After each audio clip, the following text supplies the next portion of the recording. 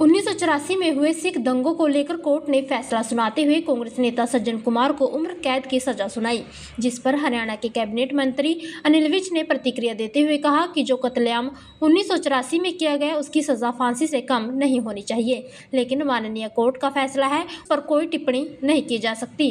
परंतु उस वक्त के प्रधानमंत्री राजीव गांधी ने तो ये कहकर घटना को मान्यता दे दी थी कि जब कोई बड़ा पेड़ गिरता है तो धरती हिलती है, लेकिन भाजपा की सरकार आने के बाद प्रधानमंत्री नरेंद्र मोदी ने 84 के पीड़ितों को न्याय दिलाने का काम किया है। वहीं अनिल विज ने आप पार्टी पर निशाना साधते हुए कहा कि अब इनका दिया बुझ चुका है, क्योंकि उनके दिए में तेल खत्म हो चुका है।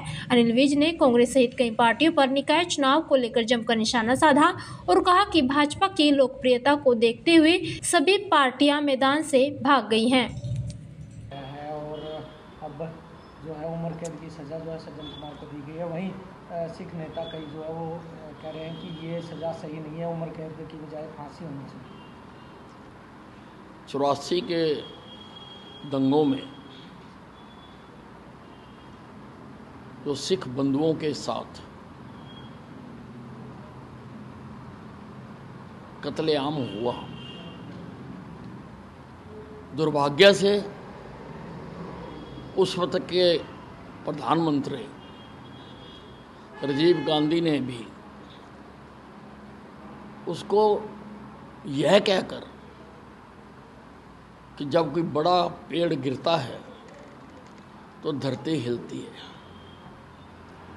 उसको मान्यता प्रदान करती थी।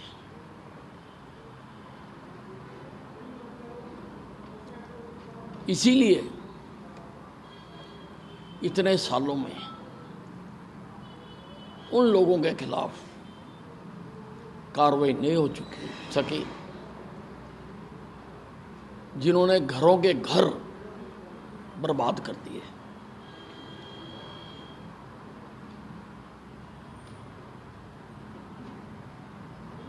ये जब से भारतीय जनता पार्टी की सरकार आई है, आदरणीय प्रधानमंत्री नरेंद्र मोदी जी ने इसके लिए प्रयास किए हैं और अब जाकर ये सज्जन कुमार जी को उम्र कैद की सजा सुनाई गई है।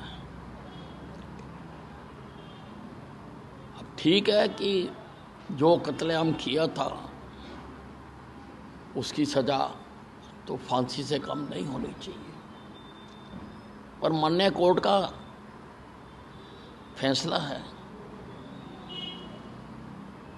उस पर मैं टिप्पणी नहीं कर सकता। यकीनी तौर पर है कि दिल्ली में जो सीएम ऑफिस है उसमें बाबा साहब की मूर्ति हटा दी गई और फ़ोटो हटा दी गई, और इसके साथ साथ भगत सिंह की भी फ़ोटो हटाई गई है, और उन्होंने कहा कि ये गलत है।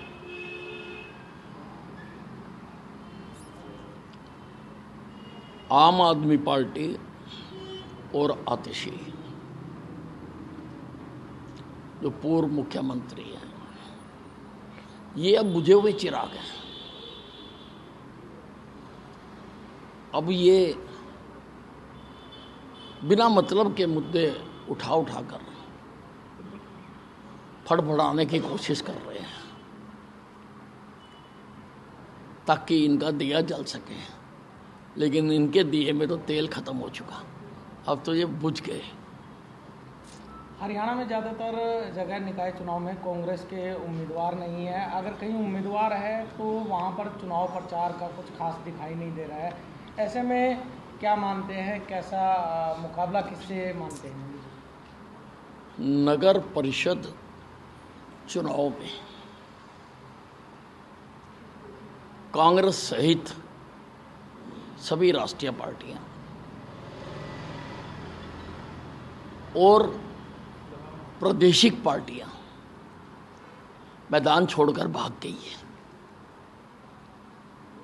भारतीय जनता पार्टी की लोकप्रियता से घबराकर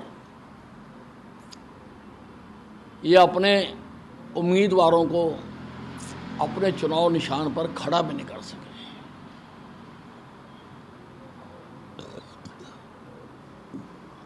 केंद्र में भारतीय जनता पार्टी की सरकार है, प्रदेश में भी भारतीय जनता पार्टी की सरकार है। अब नीचे भी लोगों ने मन बना लिया कि नगर परिषद, नगर निगम, नगर पालिका में भी भारतीय जनता पार्टी की सरकार बनाएंगे ताकि विकास बेरोक टोक हो सके।